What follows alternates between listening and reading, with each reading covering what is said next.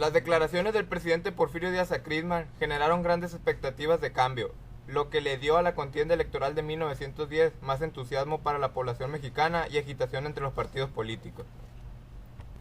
En este proceso electoral participaron solo dos partidos con sus respectivos candidatos a la presidencia de la República y para la vicepresidencia, Francisco I. Madero y Francisco Vázquez Gómez representando al partido antireeleccionista, Porfirio Díaz y Ramón Corral representando al partido reeleccionista y Círculo Nacional Porfirista. Partido Antireeleccionista de México, dirigido por Emilio y Francisco Vázquez Gómez, Francisco I. Madero, Toribio Esquivel Obregón, Filomeno Mata, Félix F. Pallavicini, Alfredo Robles Domínguez, Luis Cabrera y José Vasconcelos, entre otros. El Partido Antireeleccionista de México tenía como lema sufragio efectivo, no reelección.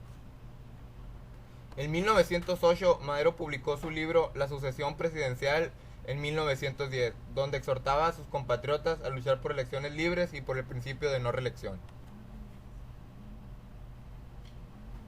Francisco I. Madero y Francisco Vázquez Gómez del Partido Antireeleccionista se disponían a la contienda electoral, iniciando una gira por varios estados de la República en diciembre de 1909, difundiendo la democracia además del sufragio efectivo y la no reelección.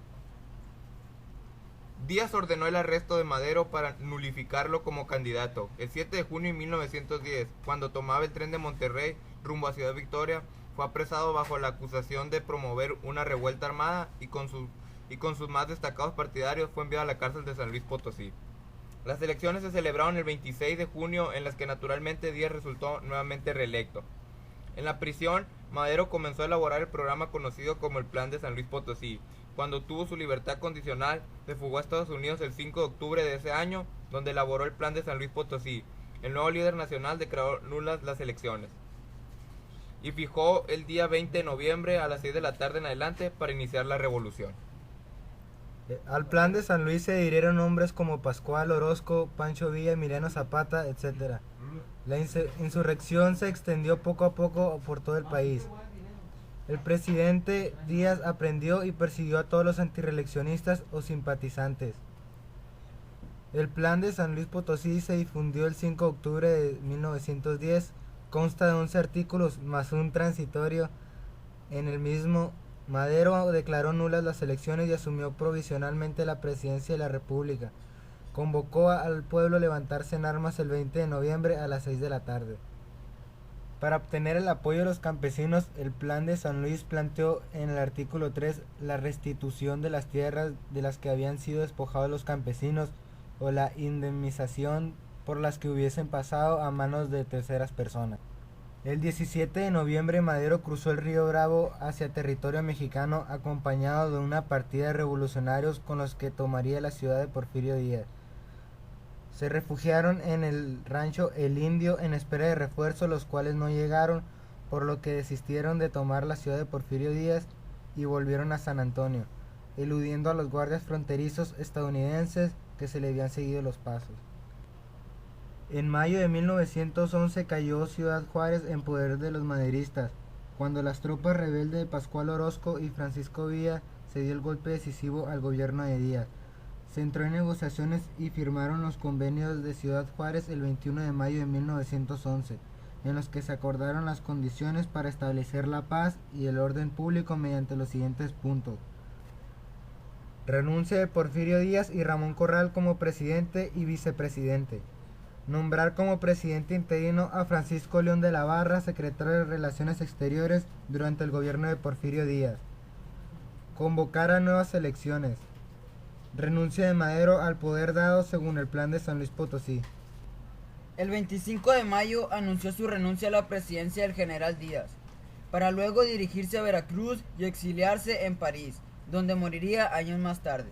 El 26 de mayo de 1911 es nombrado como presidente interino Francisco León de la Barra, quien llama a elecciones para noviembre. Nuevamente como candidato presidencial, Madero gana por arrolladora mayoría, y el 6 de noviembre se asoma por el balcón principal del Palacio Nacional para ser vitoreado por la multitud que lo aclamaba. Gobierno de Madero. El triunfo de Francisco Ignacio Madero y Pino Suárez fue arrollador, y el 6 de noviembre de 1911 tomó posesión como presidente de la República. Antes de tomar la presidencia trató de resolver el conflicto provocado por las cuestiones de tierras, al frente de la cual se encontraba Zapata. Pronto tuvo que luchar contra el mismo caudillo que lanzó el Plan de Ayala, provocando inestabilidad política y económica, ya que la lucha armada continuaba. A pesar de su triunfo, Madero dejó intacto el ejército porfirista, mientras a su alrededor crecía el descontento popular.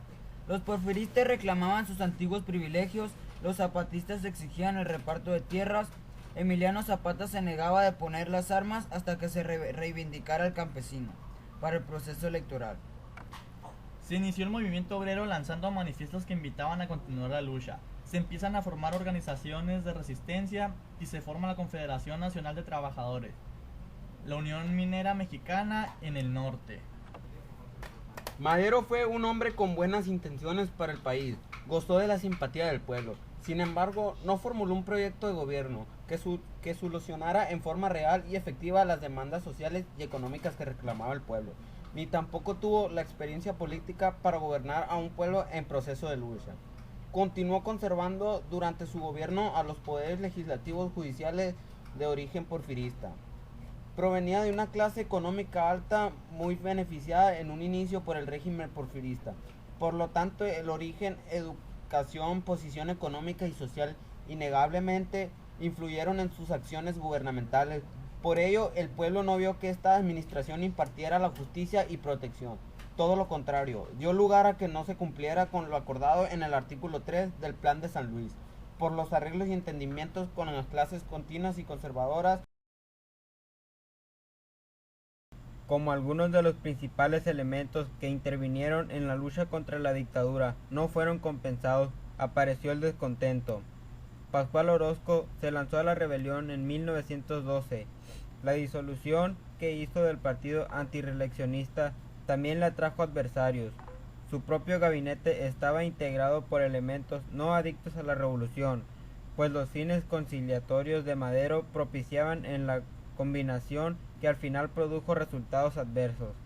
Fracasada la rebelión de Orozco, apareció en octubre la de Félix Díaz, que también fracasó.